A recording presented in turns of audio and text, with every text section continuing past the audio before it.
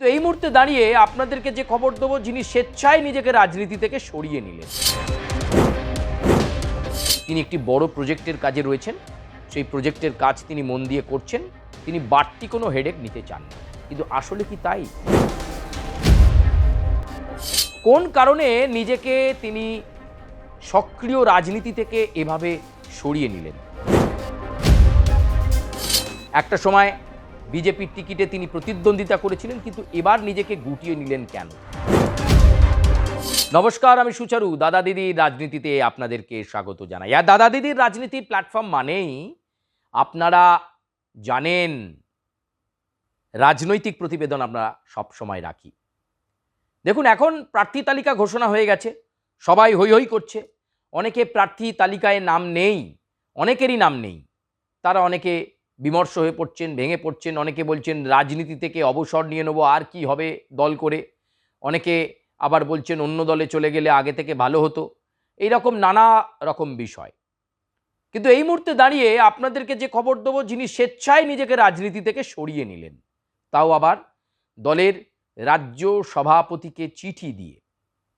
তিনি দুদিন আগেই জানিয়ে দিয়েছিলেন যে তাকে যেন প্রার্থী না করা হয়, তিনি অ্যাক্টিভলি থাকতে পারবেন না।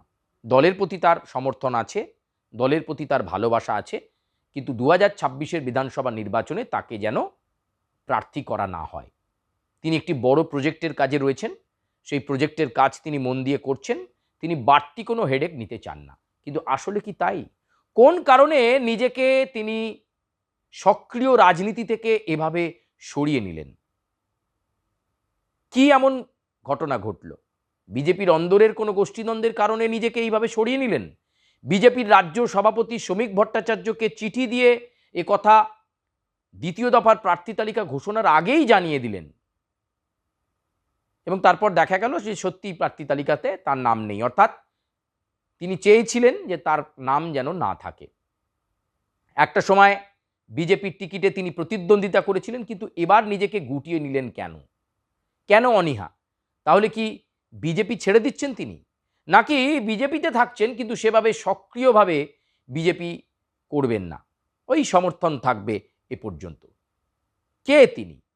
আজকে সে কথা বলতেই এই প্রতিবেদন, পুরো প্রতিবেদনটাই আপনারা চোখ রাখবেন। আপনাদের নিশ্চয়ই 2021-এর বিধানসভা নির্বাচনের কথা মনে আছে। 2021-এর বিধানসভা নির্বাচনে আমরা দেখেছিলাম যে তৃণমূল বিরোধী হাওয়াটা কিভাবে উঠেছিল, একটা দমকা হাওয়া, এবং হৈ হৈ করে অনেকে তৃণমূল কংগ্রেস থেকে ছেড়ে ভারতীয় জনতা পার্টিতে যোগদান করছিলেন, আপনাদের নিশ্চয়ই মনে আছে।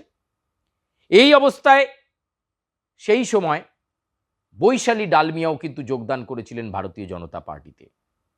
নির্বাচনে টিকিট দিয়েছিল তাকে দল, কিন্তু তারপরেও তিনি কিন্তু কখনোই দল ছেড়ে যাননি। কিন্তু এবার 2026-এর বিধানসভা নির্বাচনের মুখেই বৈশালী ডালমিয়া শ্রমিক ভট্টাচার্যকে চিঠি দিয়ে জানিয়ে দেয় তিনি আর নির্বাচনে লড়তে চান না। তার বাবার নামে একটি বড় প্রজেক্ট হচ্ছে, অর্থাৎ প্রয়াত জগমোহন ডালমিয়ার নামে। সেই জগমোহন ডালমিয়ার নামে যে প্রজেক্ট, সেই প্রজেক্টে তিনি মনোনিবেশ করেছেন। কোথাও কি বিজেপির প্রতি একটা অনীহা বৈশালী ডালমিয়ার, নাকি বুঝতে পারছিলেন যে হাওড়ার বালি বা অন্যান্য বিধানসভা কেন্দ্রে তাকে প্রার্থী করলে বিজেপির পক্ষে জেতাটা, জয়ী হওয়াটা অতটা সহজ নয়, যে কারণে তিনি সক্রিয় রাজনীতি থেকে সরে দাঁড়ালেন, নিজেকে সরিয়ে নিলেন? এই জল্পনা এই মুহূর্তে ভারতীয় জনতা পার্টির অন্দরে চলছে।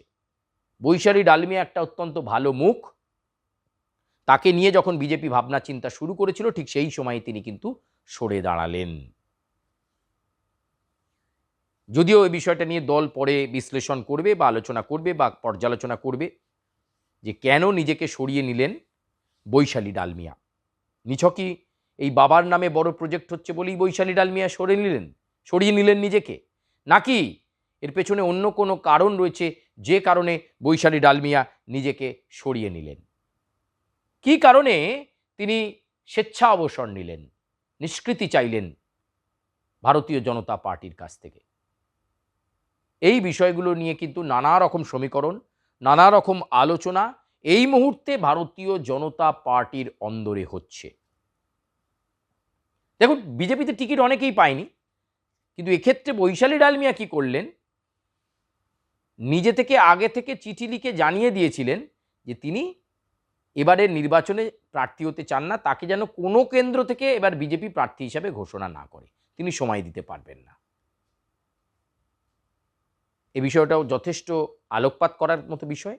আপনারা কি মনে করছেন, কি কারণে বৈশালী ডালমিয়া প্রার্থী হতে চাইলেন না বা সরে দাঁড়ালেন এবার, বা বিজেপির সঙ্গে কি তাহলে কোনো দূরত্ব বজায় রাখছেন?